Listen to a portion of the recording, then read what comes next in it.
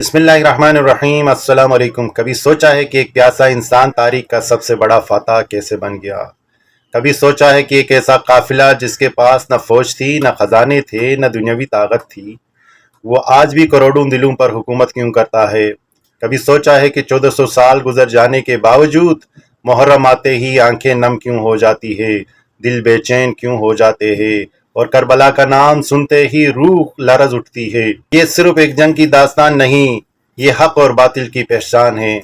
ये वफा, सबर, कुर्बानी और इंसानियत की वो अजीम मिसाल है जिसकी नज़ीर तारीख पेश नहीं कर सकती।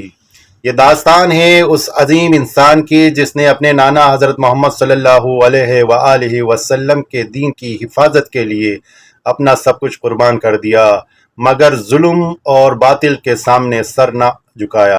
ये दास्तान है जवाना ने जन्नत नवासे रसूल हज़रत इमाम हुसैन अलैहिस्सलाम की। ये दास्तान है उस वफादार भाई हज़रत अब्बास की जिसने फुरात तक रसाई हासिल कर ली, मगर अपने मौला के बच्चों की प्यास याद आ गई और खुद पानी पीने से इनकार कर दिया। दास्तान है उस अलमदार की जिसके बाजू कट गए मगर वफा का परचम न झुकाया।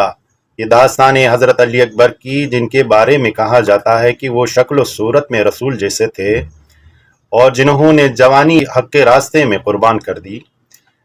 ये दास्तान है हज़रत अली असगर की जो 6 माह के मासूम बच्चे थे जिनकी प्यास ने आसमान को भी रुलाया। ये दास्तान है हज़रत ज़ैनब की जिन्होंने करबला के बाद सब्र, हौसले और हक की आवाज़ को जिंदा रखा और दुनिया को बताया कि हुसैन का पैगाम कभी ख़त्म नहीं हो सकता। ये दास्तान है उन वफादार साथियों की जिन्होंने जान दे दी मगर अपने इमाम का साथ न छोड़ा।